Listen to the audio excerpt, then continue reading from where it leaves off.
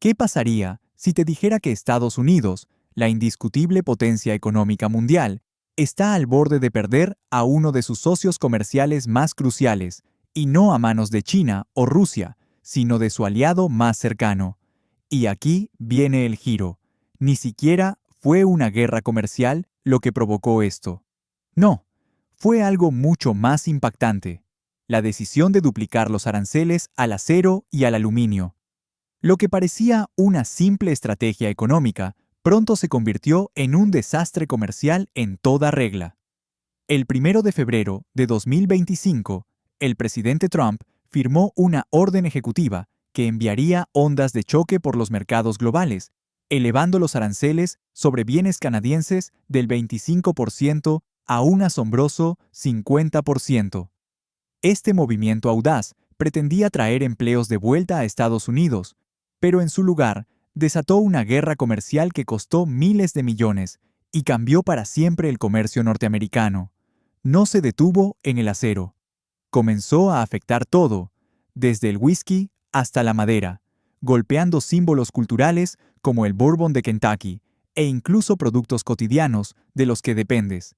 Pero lo que realmente sorprendió a todos fue la respuesta de Canadá, una que no solo conmocionó a Estados Unidos, sino que también alteró el equilibrio de poder en Norteamérica. Quédate conmigo, porque lo que sucede a continuación te hará cuestionar todo lo que creías saber sobre el comercio internacional y cómo podría afectar tu billetera, tu trabajo e incluso tu futuro. No vas a creer cómo esta guerra comercial se desilvanó de maneras que nadie esperaba. El 1 de febrero de 2025, el presidente Donald Trump se presentó ante una multitud de eufóricos trabajadores siderúrgicos en Pensilvania, declarando que Estados Unidos estaba a punto de dar un paso audaz hacia la grandeza económica. «Estamos trayendo los empleos a casa», proclamó mientras la multitud estallaba en aplausos. Fue el tipo de discurso capaz de encender el patriotismo, apelando a la promesa de larga data de revivir el corazón industrial de Estados Unidos. La orden ejecutiva de Trump era clara: los aranceles al acero y al aluminio importados se duplicarían, del 25% al 50%. Un movimiento que él presentó como necesario para reconstruir el Rust Belt y restaurar empleos en las fábricas estadounidenses. A primera vista, la decisión parecía sencilla. Era una estrategia que prometía proteger empleos estadounidenses, reactivar la manufactura y reducir la dependencia del país del acero extranjero. Pero había un giro: algo mucho más complejo estaba a punto de desarrollarse. Lo que aparentaba ser una victoria para los trabajadores estadounidenses se convirtió rápidamente en la chispa de una devastadora guerra comercial con Canadá, el aliado más cercano de Estados Unidos. La reacción inicial fue de optimismo.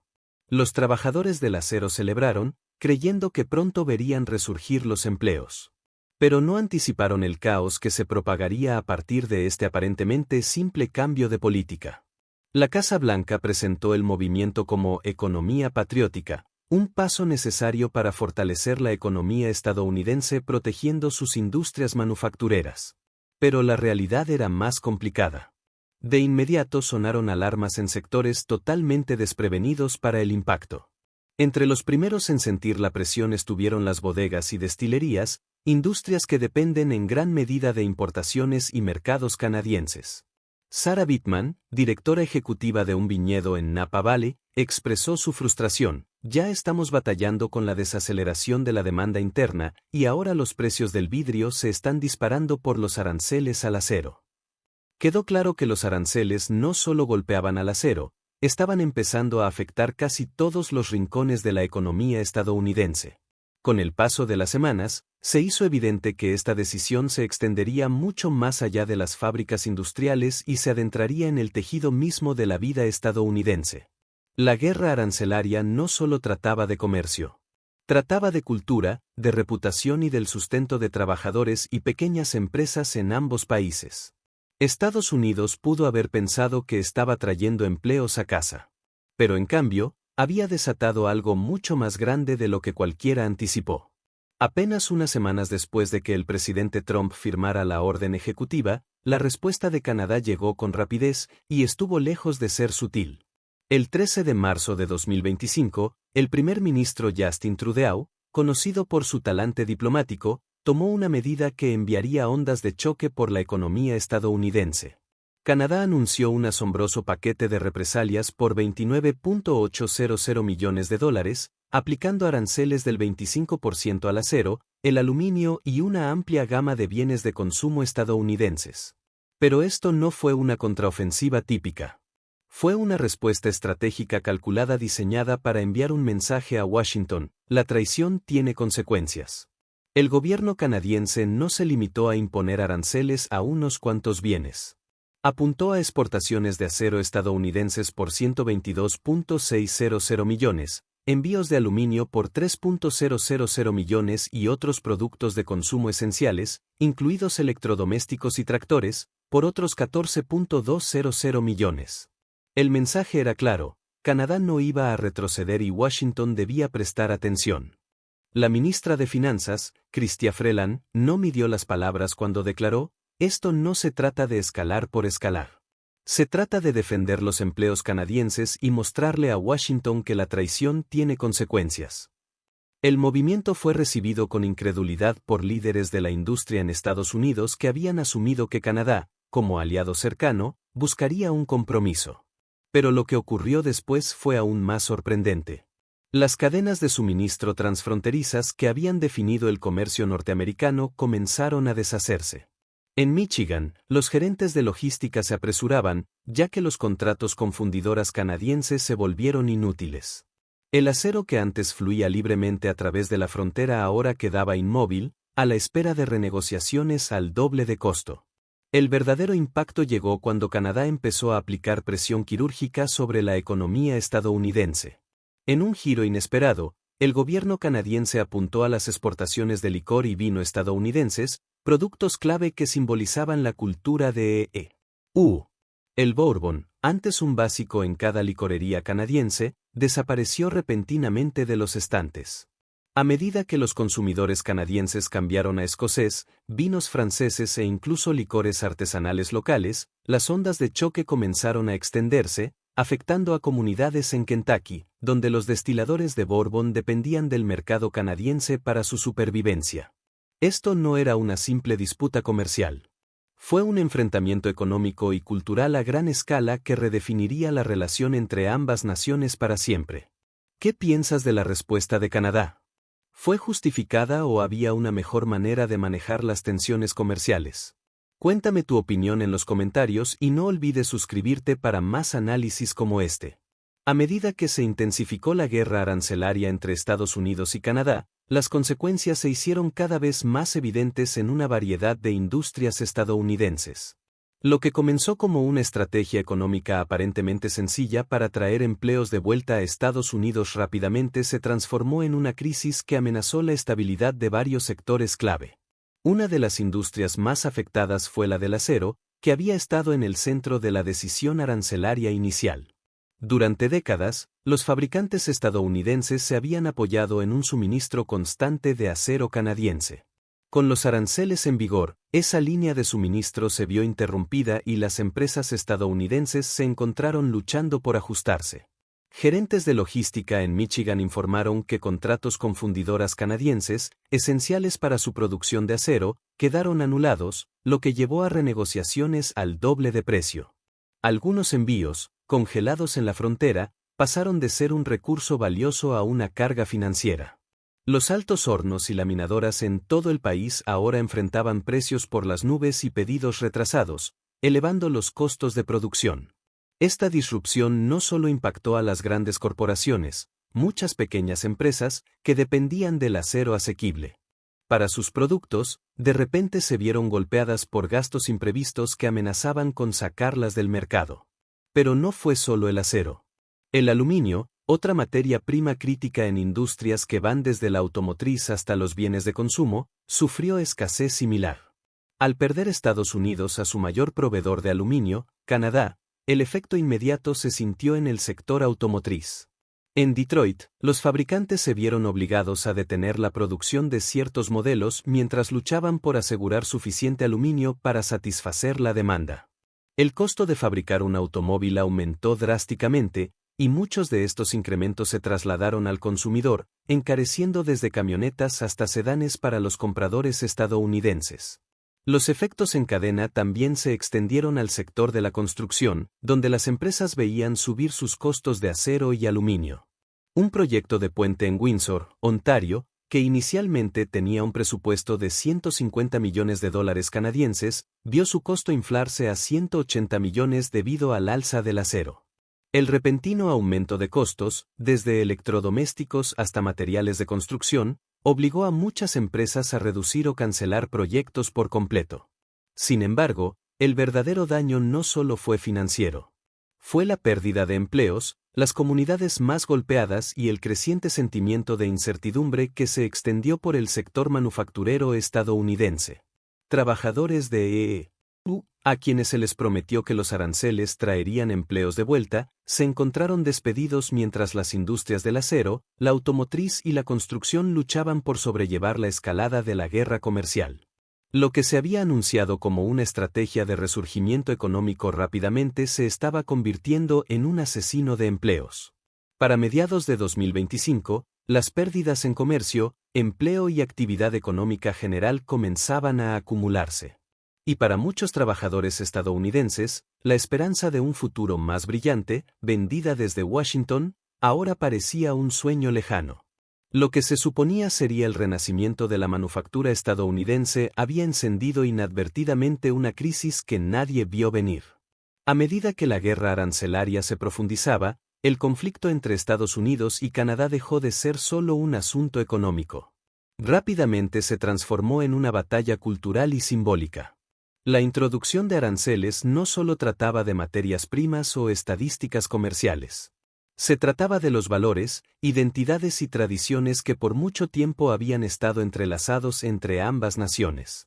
Uno de los ejemplos más llamativos de este choque cultural fue el impacto sobre el whisky estadounidense y otras exportaciones icónicas. Cuando Canadá impuso aranceles al bourbon y al whisky de los efectos se extendieron mucho más allá de las destilerías de Kentucky y Tennessee. El bourbon no es solo una bebida. Es un símbolo cultural, un emblema de la artesanía, la historia y el orgullo estadounidenses. Durante generaciones, lo disfrutaron millones, tanto dentro como fuera del país. Sin embargo, con un simple trazo de política, ese símbolo de la tradición estadounidense fue retirado de los estantes canadienses, reemplazado por whisky escocés, vinos franceses y licores artesanales canadienses. Para los destiladores estadounidenses, fue un golpe devastador. El bourbon es una industria de $9.000 millones que sostiene a cientos de miles de empleos, desde los agricultores que cultivan los granos hasta los trabajadores en destilerías y centros de distribución. Perder el mercado canadiense, el segundo destino de exportación más grande para el whisky estadounidense, significó no solo un golpe financiero, sino la pérdida de un arraigo cultural profundo. En Kentucky, un estado donde el bourbon es tan parte del paisaje como las colinas ondulantes, el impacto se sintió intensamente. Líderes locales, como el gobernador de Kentucky, Andy Beshear, alzaron la voz, diciendo que esto no solo trataba de negocios, trataba de comunidades que dependían de esas exportaciones. Y, sin embargo, a medida que los estantes en las licorerías canadienses quedaban vacíos, los destiladores estadounidenses empezaron a enfrentar una realidad contundente: una vez que los canadienses encontraran nuevos favoritos, muchos no regresarían. El bourbon, antes sinónimo del orgullo estadounidense, había sido desplazado por alternativas. Pero el simbolismo no terminó ahí. El impacto cultural se filtró a las decisiones de consumo cotidiano. A medida que los ciudadanos canadienses adoptaron el boicot, el cambio psicológico fue palpable. Las encuestas mostraron que el 85% de los canadienses reemplazó conscientemente productos estadounidenses por alternativas canadienses y que el 91% quería reducir permanentemente su dependencia de importaciones de EU. Lo que comenzó como un pulso económico evolucionó en un movimiento político y cultural. Para muchos canadienses, el cambio no solo consistía en proteger su economía, era afirmar su independencia y plantarse frente a lo que percibían como intimidación estadounidense. Este sentimiento se reflejó en la creciente popularidad de la campaña Buy Canadian, que ganó tracción en redes sociales y se convirtió en un grito de unidad para ciudadanos que sentían que su país estaba siendo atacado injustamente. Lo que durante décadas había sido una relación comercial fluida e interconectada de repente se fracturó, y en el proceso, símbolos del poder estadounidense, su acero, su whisky y más, dejaron de ser emblemas intocables. Canadá, antes el vecino silencioso, estaba haciendo una declaración audaz. Podía sostenerse por sí mismo y quizá incluso prosperar sin Estados Unidos. A medida que los efectos de los aranceles repercutían por Estados Unidos, la reacción de líderes industriales y ciudadanos comunes se hizo más fuerte. Lo que inicialmente se enmarcó como un movimiento necesario para proteger a los trabajadores estadounidenses y reavivar la base manufacturera de la nación se convirtió rápidamente en una crisis a gran escala que dañó mucho más de lo que ayudó. Estados Unidos había anticipado que Canadá, como aliado cercano, eventualmente cedería y negociaría un compromiso. En cambio, las represalias canadienses fueron rápidas y calculadas, y pronto el pueblo estadounidense sintió las consecuencias de las decisiones de su gobierno. En Kentucky, el corazón de la industria del bourbon, la frustración era alta. Los destiladores, que por mucho tiempo habían dependido de Canadá como su mayor mercado extranjero, ahora enfrentaban una realidad sombría. Sus productos estaban siendo bloqueados por aranceles de represalia que diezmaron sus ventas.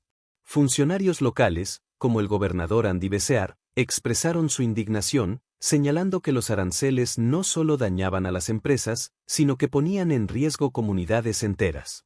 Esto no está salvando empleos, los está matando, lamentó Beshear. El bourbon no era solo una exportación, era un símbolo cultural profundamente arraigado en la identidad del Estado. Las pérdidas financieras fueron enormes, pero el golpe psicológico fue todavía mayor. Las ventas de bourbon hacia Canadá se desplomaron, y los clientes antes fieles ahora optaban por alternativas, desde whisky escocés hasta licores artesanales canadienses, sin garantía de volver. La ira no se limitó a Kentucky. En todo el país, trabajadores del acero y otros obreros que habían sido prometidos con crecimiento laboral se encontraron despedidos a medida que las industrias lidiaban con costos más altos y cadenas de suministro interrumpidas. En Pittsburgh, una ciudad otrora sinónimo de una pujante industria del acero, los trabajadores se enfrentaban un futuro incierto. Pensamos que los aranceles traerían trabajo. En cambio, nuestro mayor comprador, Canadá, se fue. Ahora nos recortan turnos y despiden compañeros, dijo Tom Rivera, un trabajador sindicalizado en la ciudad. Los aranceles que se suponía resucitarían el corazón industrial estadounidense se estaban convirtiendo en símbolo de declive económico. La frustración tampoco se limitó al acero y el whisky. La economía estadounidense en su conjunto sentía la presión, ya que los precios de todo, desde materiales de construcción hasta automóviles, se disparaban. La Asociación Nacional de Constructores de Viviendas emitió una advertencia: los aranceles al acero y al aluminio estaban encareciendo el costo de nuevas viviendas, dificultando que las familias pudieran adquirirlas. Mientras tanto, las empresas estadounidenses, enfrentadas a costos crecientes e incertidumbre, comenzaron a buscar alternativas. Compañías como Ford y Amazon empezaron a trasladar producción y centros de I+D a Canadá, buscando estabilidad en un mercado que ya no estaba cargado de aranceles. Para mediados de 2025, el enojo y el resentimiento eran palpables. Las personas a las que se les había prometido un futuro más brillante mediante políticas proteccionistas ahora estaban atrapadas en el fuego cruzado de una guerra comercial en aumento que minaba sus medios de vida.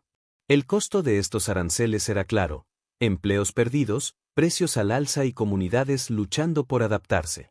Lo que se suponía sería una victoria nacionalista se convirtió rápidamente en una realidad amarga y dolorosa para millones. Mientras Estados Unidos lidiaba con las secuelas de la guerra arancelaria, Canadá, silenciosa pero decididamente, comenzó a redefinir su posición en el escenario global. Lo que alguna vez se consideró una relación económica simbiótica, casi inquebrantable, con Estados Unidos comenzó a fracturarse, y en su lugar, Canadá empezó a trazar un curso independiente. Si bien la estrategia de Washington pretendía perjudicar la economía canadiense, el resultado fue exactamente el opuesto. Ottawa utilizó la guerra comercial como trampolín para el crecimiento, la diversificación y una mayor influencia global. El primer ministro Justin Trudeau, mientras navegaba la turbulencia de los aranceles crecientes, entendió un hecho crucial: la economía de Canadá ya no dependía tanto de Estados Unidos como en el pasado. Con aranceles sobre exportaciones clave como el acero, el aluminio y productos agrícolas, Canadá enfrentó desafíos inmediatos, pero también vio la oportunidad de pivotear y fortalecer sus relaciones comerciales en otros frentes. Rápidamente se volcó hacia sus aliados europeos y del Indo-Pacífico, sellando acuerdos estratégicos que ayudarían a reducir su dependencia del mercado estadounidense. En julio de 2025, Canadá aseguró un acuerdo de exportación de energía verde por $14.000 millones con la Unión Europea, marcando un paso mayor en la diversificación de su portafolio comercial. El acuerdo fue un mensaje claro: Canadá se estaba posicionando como un socio confiable en la transición global hacia la sostenibilidad y la energía limpia. El momento no pudo ser mejor, ya que Europa buscaba reducir su dependencia de exportaciones estadounidenses ante las crecientes incertidumbres de la política comercial de EU. Pero no solo Europa vio potencial en Canadá. El vecino del sur de Estados Unidos, México, también emergió como un aliado clave. Visitas de alto nivel entre funcionarios canadienses y mexicanos resultaron en proyectos conjuntos multimillonarios destinados a fortalecer la infraestructura transfronteriza, como nuevos corredores ferroviarios y redes de energía renovable. Esta nueva asociación permitió a Canadá distanciarse aún más de Estados Unidos, creando una red comercial robusta e independiente con México y Europa, al tiempo que incrementaba su apalancamiento económico global. En el frente energético, Canadá demostró cuán crítico era para la economía estadounidense. EU seguía importando más de 3,5 millones de barriles de crudo canadiense por día, lo que hacía del petróleo canadiense una pieza indispensable del sistema energético estadounidense. Sin él, las refinerías estadounidenses lucharían y los precios de la gasolina podrían dispararse. Los ingresos energéticos de Canadá se dispararon a nuevos máximos, contribuyendo al creciente vigor económico del país. Mientras la economía canadiense se diversificaba, Estados Unidos se encontraba cada vez más vulnerable. Los aranceles destinados a perjudicar a Canadá habían llevado al país a explorar nuevas asociaciones económicas, haciéndolo más fuerte y resiliente. Canadá no solo sobrevivió a la guerra arancelaria, emergió como una fuerza económica más independiente y poderosa, capaz de prosperar sin Estados Unidos a su lado. Lo que comenzó como una crisis para Canadá se transformó, contra todo pronóstico, en una oportunidad para asegurar su futuro económico en sus propios términos.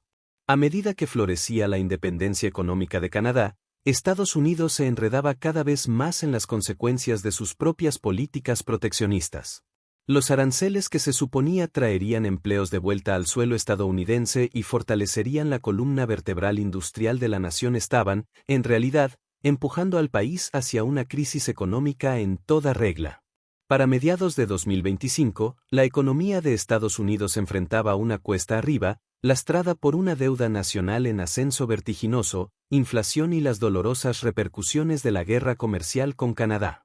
El problema más evidente era la deuda nacional estadounidense, que había alcanzado la asombrosa cifra de 37 billones, trillion en inglés. No era una mera estadística, representaba una bomba de tiempo para la economía. A medida que los pagos de intereses se disparaban, el sistema financiero del país se volvía cada vez más frágil.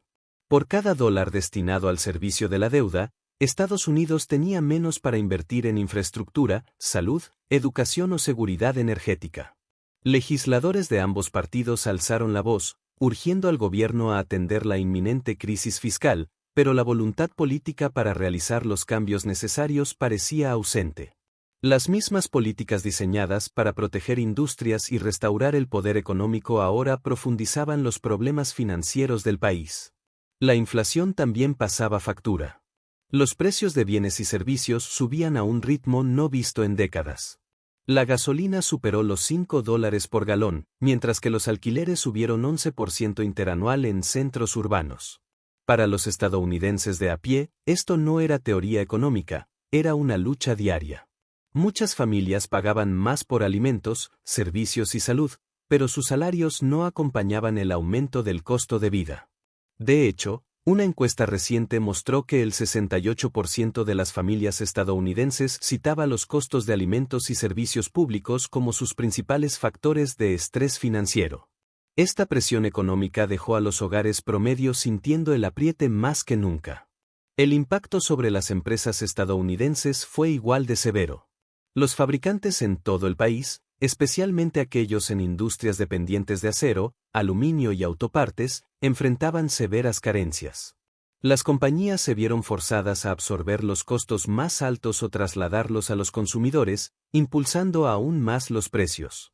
En Michigan, un proveedor de autopartes señaló que algunos de sus mayores clientes ya estaban trasladando producción a Canadá para evitar los aranceles. No se trataba de un tropiezo temporal, era un cambio fundamental en cómo las empresas veían el comercio norteamericano. Empresas que antes consideraban a su base natural ahora miraban a Canadá como una opción más estable y rentable. Con la guerra comercial prolongándose, la otrora inquebrantable dominancia económica estadounidense empezaba a mostrar grietas.